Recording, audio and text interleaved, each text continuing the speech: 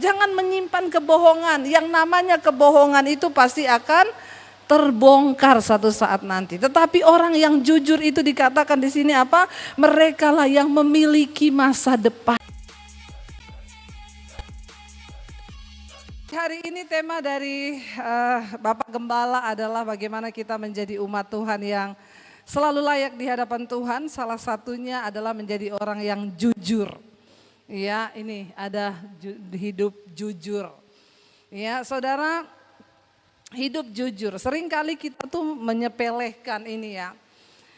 Jujur itu lawan katanya apa? Tidak jujur, alias bohong. Siapa yang suka bohong? Gak usah angkat tangan. Di dalam hati saja. Ya, suami-suami yang suka bohong, ayo. Ya. Kemarin ada satu orang ibu yang tanya saya, Bu Debi, ya, mau tanya dong Bu, kalau ngambil uang suami itu dosa enggak? Ya, saya bilang, kenapa ibu harus ngambil uang suami? Suami saya pelit, tidak pernah terbuka dalam hal keuangan. Saya bilang, ibu, Alkitab berkata, orang menikah itu dua jadi satu. Berarti uang suami adalah uang? Ya, jadi istri ngambil uang suami dosa enggak? Ibu-ibu langsung teriak enggak, ya. Kata, makanya bapak-bapak yang namanya keuangan itu harus jujur. Jadi tidak perlu simpan di kaos kaki. Ya, sampai ada bapak-bapak yang konseling sama saya bingung mau simpan uang di mana Bu. Saya taruh di bank, istri saya ketemu ATM-nya. Saya taruh di bawah kasur, dia temuin juga. Terakhir di kaos kaki, hilang kaos kakinya Bu. Saya bilang, Bapak hidup kok sampai ribet begitu ya. Kita nih perlu hidup jujur. Hidup jujur tuh enak. Orang yang hidup jujur itu plong, gak ada yang disembunyikan, gak ada kebohongan. Ya pokoknya orang hidup jujur itu banyak berkatnya lah. Kita mulai dari yang terkecil dalam hal keuangan, semua mau jujur. Demikian ibu-ibu, kalau dipercayakan uang suami juga, jangan uang dipakai untuk kepentingan pribadi, amin ibu-ibu. Gak ada aminnya. Tadi dibilang jadi satu uangnya gak apa-apa, semua teriak amin ya, begitu dibilang jangan pakai untuk kepentingan. Kenapa suami itu tidak percaya? Amsal 31 berkata begini, istri yang cakap itu mahkota suaminya. Istri yang takut akan Tuhan. Hati suaminya percaya kepadanya. Kenapa? Karena suaminya tidak pernah kehilangan keuntungan. Saya yakin kalau kita menjadi istri yang dipercaya nggak perlu nyolong uang suami, amin ibu-ibu. Nggak ada amin lagi kan? Memang ibu-ibu ini ya. Ya, saya itu diberikan sama suami saya bahkan kuasa. Ya, dia bilang gini, pokoknya keuangan semua kamu yang pegang. Termasuk dalam hal mau memberkati siapa aja itu kamu udah nggak usah tanya saya. Karena saya percaya istri saya ini punya kepekaan yang luar biasa. Loh, saya mendapat kepercayaan dari suami. Kenapa? Karena memang saya dapat dipercaya. Jangan dikasih uang belanja saudara ya, sebulan dikasih uang belanja berapa di sini rata-rata uang belanjanya. Saya nggak usah bilang 10 juta loh. Nanti yang ibu-ibu cuma dapat 5 juta ngomong ke suaminya, Bu Debi bilang 10 juta loh tiap bulan. Ya misalnya nih dapat uang belanja setiap bulan berapa 4 atau 5 juta. Ya kita harus bisa dipercaya, jangan pakai buat beli. Ya dikasih uang 5 juta sama suami langsung ke salon. Ngapa? Sulam alis. Ya apalagi extension bulu mata. Ibu-ibu kita harus bisa memprioritaskan kebutuhan utama yang pokok dengan yang lainnya. Kalau cuma untuk beli tas, beli apa, kalau ada kelebihan lah dari uang jajan, dari uang belanja, amin. Ya, supaya suami juga bisa percaya. Nah, judulnya adalah orang yang hidup jujur. Mari kita buka bersama. Mazmur 37 ayat yang ke-37 mulai sampai dengan ayat yang ke-40. Mazmur 37 ayat 37 di sana dikatakan begini saudara ya. Perhatikanlah orang yang tulus dan lihatlah orang yang jujur ya. Sebab pada orang yang suka damai akan ada masa depan. Tetapi pendurhaka-pendurhaka akan dibinasakan bersama-sama dan masa depan orang fasik akan dilenyapkan. Ayat 39. Orang-orang benar diselamatkan oleh Tuhan, ia adalah tempat perlindungan mereka pada waktu kesesakan. 40, Tuhan menolong mereka dan meluputkan mereka. Ia meluputkan mereka dari tangan orang-orang fasik dan menyelamatkan mereka sebab mereka berlindung kepadanya. Ayat 37 tadi berkata, coba kita kembali ya. Di sana perhatikanlah orang yang tulus dan lihatlah ya kepada orang jujur, ayat 37. Sebab pada orang yang suka damai ada masa depan. Ya, siapa yang memiliki masa depan dalam hidupnya? Orang yang jujur dan orang yang tulus.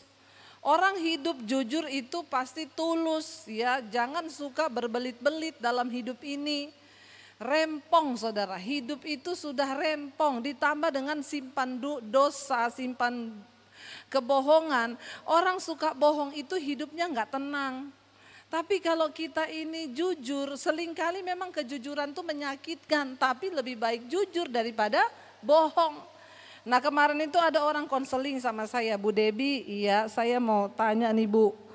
Ya apakah dosa yang kami lakukan ini, kenapa? Jadi begini ceritanya Bu. Beberapa waktu yang lalu kami sekeluarga terkena COVID Bu. Iya, jadi mama saya, papa saya, suami saya terkena COVID. Mama saya udah umur 70-an. Ketika pertama kali dia dan papa saya yang terkena, singkat cerita papa saya meninggal. Ya, jadi ya mama saya sendirian. Nah, suami saya juga akhirnya terjangkit dan diopnam di rumah sakit yang berbeda. Setelah papa saya meninggal, suami saya meninggal. Lah, setelah mamanya keluar rumah sakit nanyain terus, ya anaknya ini mana, sudah sembuh apa belum. Jadi mereka jawab masih diisolasi mah di rumah sakit. Padahal udah meninggal. Yang laki ini.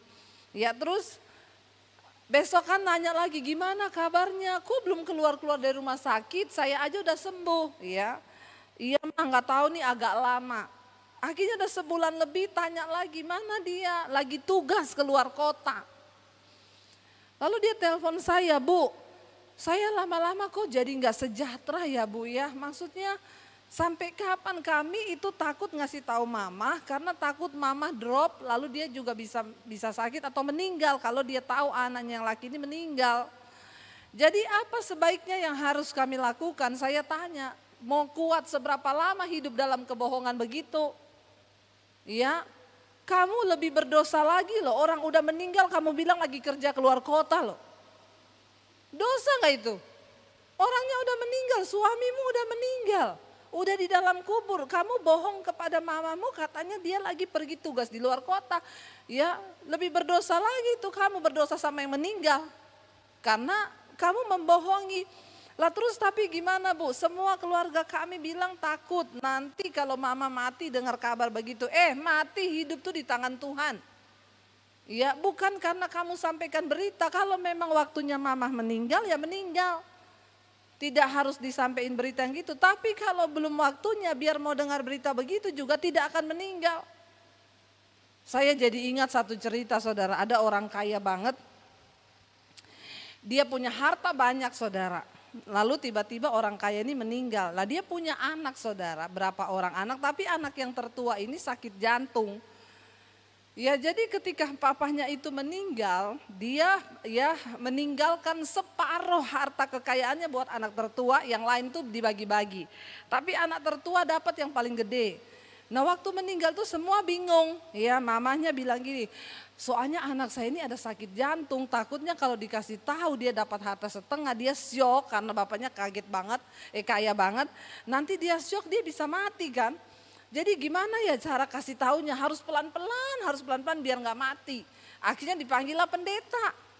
Ya, Pak Pendeta gini loh, anak kita ini ada sakit jantung. Jadi tolong Bapak berdoa minta hikmat Tuhan kasih tahu sehalus mungkin. Supaya dia nggak kaget bahwa dia dapat kekayaan yang besar. Oke, Pak Pendeta berdoa puasa. Tiba harinya ketemu semua keluarga, Pak Pendeta bilang sama anak yang paling tua. Sekarang kan Bapak sudah berbahagia ya, sudah kembali, iya. Dan ya namanya harta itu kan hanya titipan, iya. Jadi saya mau sampein ya ini, pokoknya halus banget ya. Kira-kira kalau kamu dapat harta banyak, kamu seneng gak? Ya gini. Diumpan-umpan lah saudara. Akhirnya tiba-tiba, nah saya mau kasih keputusannya ini. Jadi papamu sudah meninggal dan separuh harta kekayaannya itu buat kamu sendiri, yang lainnya itu dibagi.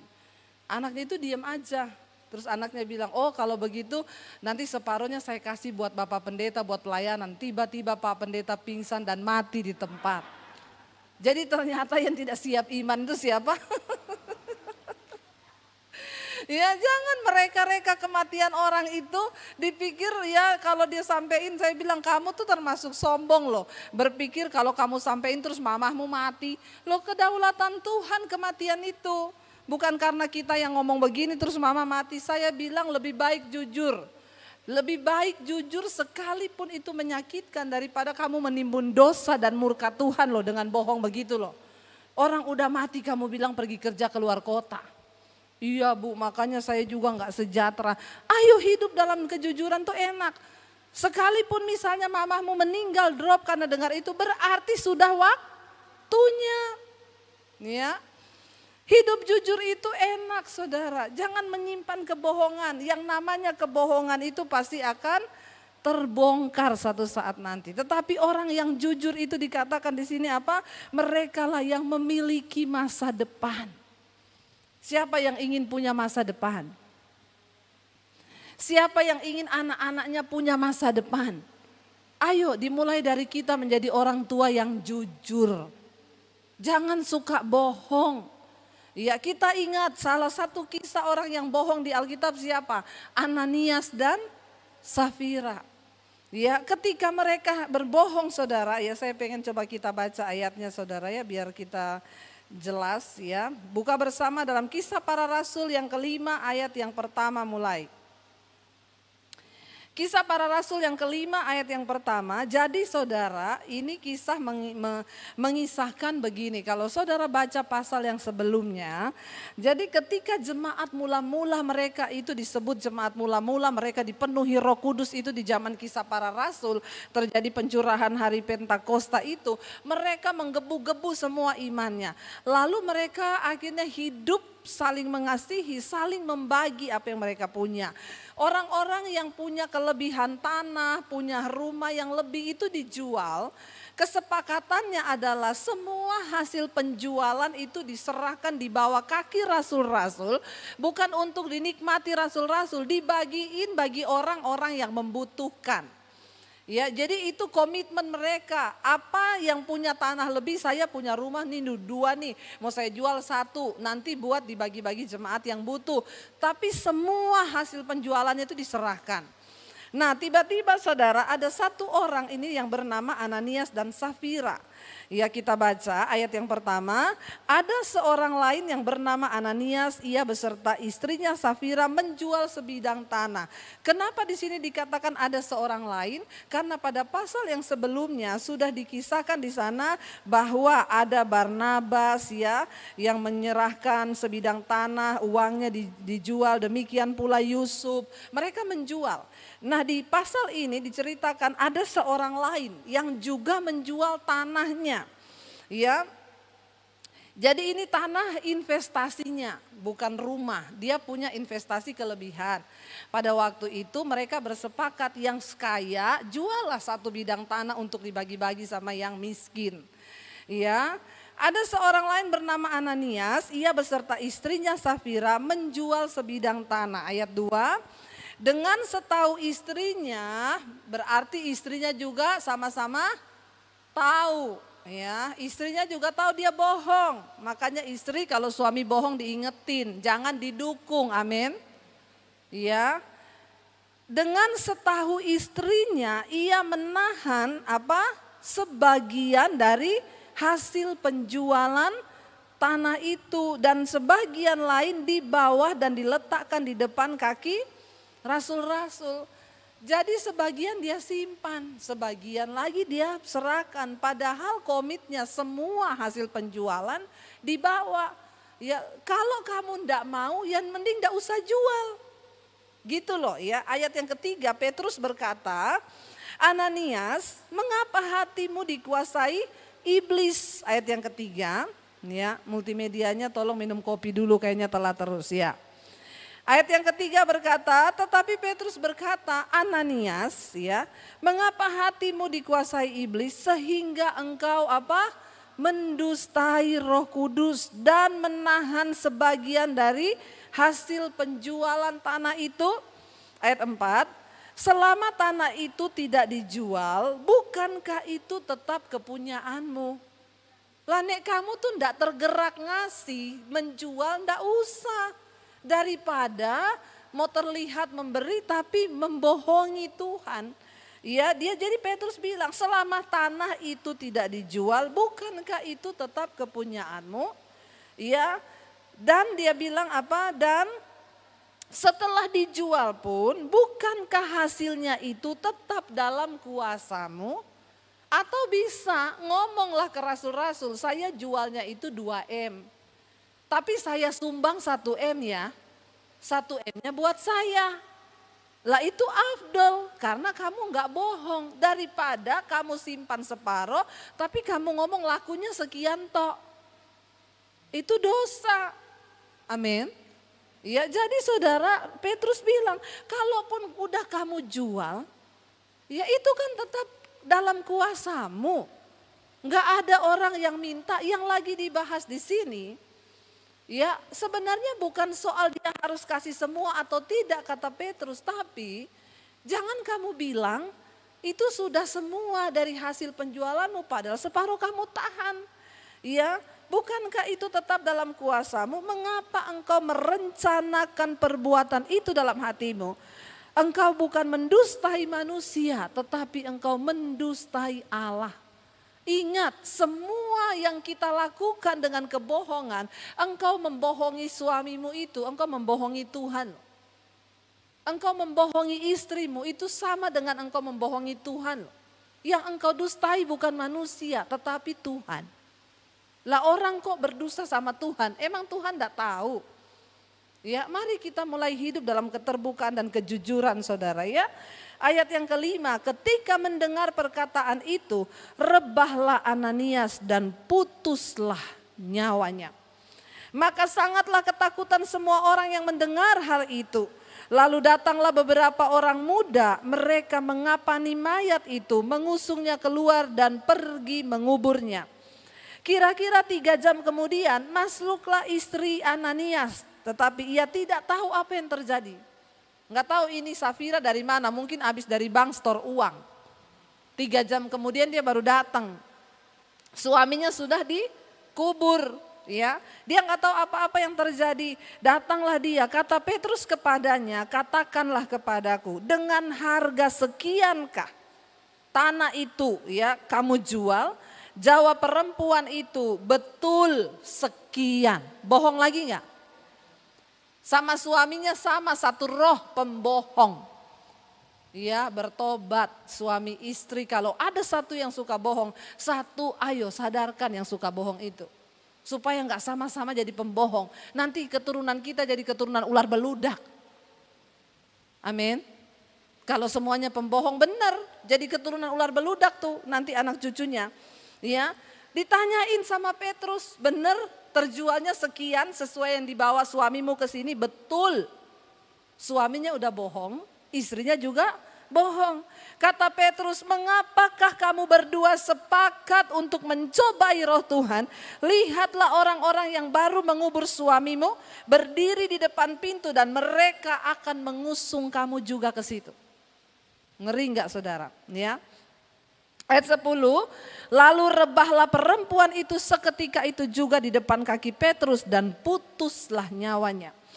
Ketika orang-orang muda itu masuk, mereka mendapati dia sudah mati, lalu mereka mengusungnya keluar dan menguburnya di samping suaminya. Maka sangat ketakutanlah seluruh jemaat dan semua orang yang mendengar hal itu. Saudara, penghukuman itu nyata bagi orang-orang yang mendustai Tuhan. Mari kita belajar hidup dengan kejujuran di hadapan Tuhan. Kenapa? Orang yang jujur, ya tadi kita kembali ke Mazmur, ya Mazmur 37 ayat 37. Orang yang jujur itu yang akan memiliki masa depan. Tapi kita lihat tadi kisahnya mengerikan, orang yang berdusta sebaliknya dan berbohong. Ya, masa depannya kebinasaan, mati. Mari kita belajar suami istri, kita hidup dalam jujur. Kejujuran dimulai dari hubungan yang terkecil ini dulu. Jangan suka bohong. Lebih baik menyakitkan tapi enggak bohong. Ya, kalau orang mau pinjam uang sama saudara, contoh, ya, Bu, saya mau ada orang datang sama saya, Bu, pinjam uang dong, saya ada kebutuhan. Pinjamnya berapa? 10 juta. Jangan bilang, aduh saya enggak punya uang 10 juta padahal saudara punya. Ya, jadi bagaimana menyiasatinya? Maaf, saya belum bisa bantu kalau 10 juta. Saya bisanya 2 juta tapi tidak usah ganti. Amin. Jangan bohong loh. Jangan bilang saya nggak punya uang segitu padahal kita punya. Ada orang datang pinjam uang 1 juta dong. Ya, jawab aja maaf kalau 1 juta saya belum bisa tolong. Belum bisa, entah karena saya mau pakai uang saya atau saya mau butuh uang saya. Tapi jangan bilang gak ada, padahal ada. Ngomong aja, saya belum bisa bantu kamu kalau 1 juta. Tapi saya bisa kasih nih 500.000, tapi gak usah ganti. Enak kita. Kemarin ada ibu-ibu yang WA saya, Bu Debbie mau tanya dong. Saya itu suka bantu orang dan dulu Bu orang itu pinjam uang ke saya ya ratusan juta. Ya sekarang ditagih tuh nggak balikin Bu. Aduh saya juga jadi kehilangan damai sejahtera Bu. Bagaimana ya Bu solusinya? Saya bilang Ibu, Alkitab berkata kalau kita minjemin uang ke orang jangan harapkan ganti. Jadi Bu saya relain aja daripada Ibu stres, Ibu sakit jantung kehilangan damai sejahtera marah-marah gara-gara itu duit. Makanya Bu besok-besok kalau ada orang pinjem 100 juta kasih aja 5 juta tapi enggak usah harap balik. Amin. Karena kalau kita sudah minjamin jangan harap kembali loh. Apalagi bikin status di Facebook. Ini orang pinjam duit enggak tahu balik-balik. Ya, udah gitu ya ucapkan selamat tahun baru. Enggak usah ucapin selamat tahun baru. Bayar dulu utangmu. Ada loh orang itu saya baca status orang Kristen lagi. Ya nggak usah sok ngomong tahun baru, harapan baru. Yang penting bayar dulu utangmu tahun yang lama. Ya saudara. Akhirnya hidup nggak jadi berkat. Nagih-nagih utang di sosial media. Saya bilang kalau kamu minjem, Alkitab bilang kalau kamu meminjamkan sesuatu jangan harapkan kembali. Tapi juga nggak bisa bohong. Ya saya menerapkan ini, enak hidup saya. Saya nggak usah mikir dia mau balikin duit lalu saya sakit hati kalau dia nggak balikin. Saya memberi dia serelanya saya tapi saya juga nggak bohongi. Saya nggak bilang saya nggak punya uang segitu. Saya belum bisa tolong kalau segitu. Ya. Jadi saudara kita hidup yuk dengan apa adanya terbuka di hadapan Tuhan. Saya mau kasih satu kisah saudara sebelum habis waktunya itu orang sudah berdiri di belakang sana. Ya saudara, ya. Jadi begini saudara, ada satu kisah yang benar-benar ya akan membawa kita ini untuk hidup jujur. Ini terjadi berapa tahun yang lalu waktu saya masih ada di Solo. Satu kali suami saya itu mau pakai kredit card, dicari-cari di dompet nggak ketemu saudara.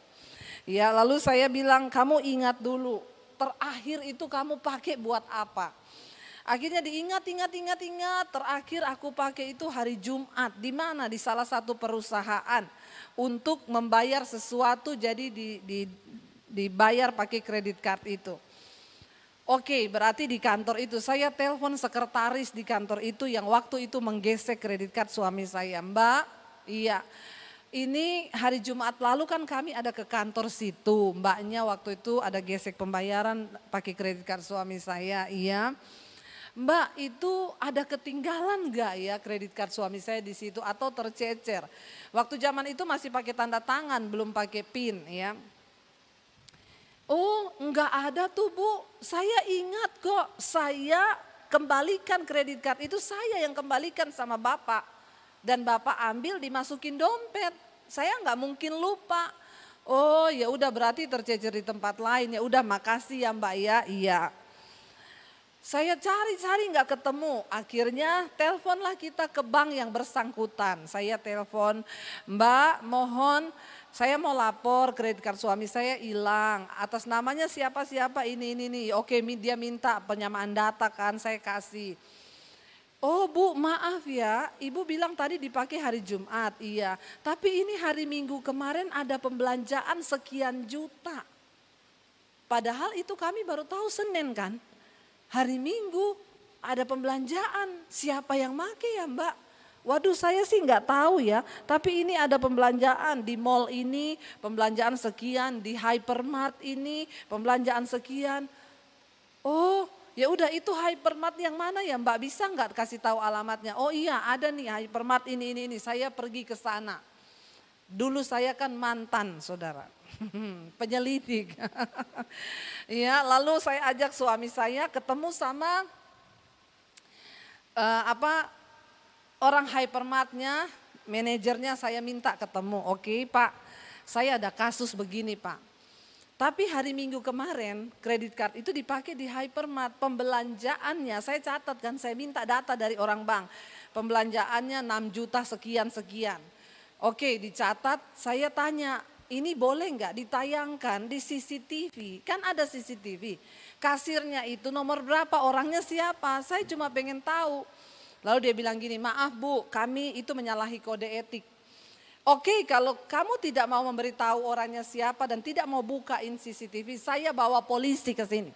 Waduh Bu, jangan dong Bu, nanti rame. Lah makanya izinkan saya lihat. Daripada saya bawa polisi. Oke Bu, tapi Ibu tanda tangan surat dulu bahwa ini tidak akan dipermasalahkan lewat hukum. Jangan bawa polisi ke sini. Oke, saya tanda tangan mana, tapi izinkan saya masuk. Saya cuma pengen lihat aja siapa orangnya. Oke, akhirnya dikasih, ya kita tanda tangan surat, saya masuk di ruang CCTV. Itu ruang kecil, hanya ukurannya 1,5 meter kali 2 meter kayaknya. Tapi semua isinya monitor. Ya TV kecil. Jadi dari ini Bu, pembelanjaan 6 juta sekian ada titik komanya, itu ada di kasir nomor 7. Ini Bu, tayangannya hari itu jam 2 siang. Hari Minggu ini orangnya, saudara, sekretaris di perusahaan itu. Dia pakai baju hijau, pakai tas hitam, rambutnya dikucir. Saya bilang, saya bisa minta print outnya enggak? Pembelanjaannya, dia beli lemari. Ya belanja saudara, ya kan ini rezeki nomplok ini ya. Dia belanja semua, lalu setelah itu dia naik ke matahari di atas. Dia belanja pakaian, ya pokoknya itu luar biasa lah. Oke, saya minta semua data struk pembelanjaannya sama foto yang pas dia lagi di CCTV. Jadi dibikinin mereka semua. Saya keluar dari mall itu, saya telepon sekretaris itu. Saya masih berharap satu saja, dia jujur ngomong minta maaf, tidak saya ramein. Saya telepon, Mbak, ya gimana Bu masalah kredit card Bapak, sudah ketemu? Mbak, saya mau tanya satu kali lagi Mbak. Mbak benar-benar nggak tahu sertifikat itu ada tercecer atau di situ, atau soal kredit card suami saya Mbaknya nggak tahu. Ya Allah Bu, demi Allah. Hati-hati ya.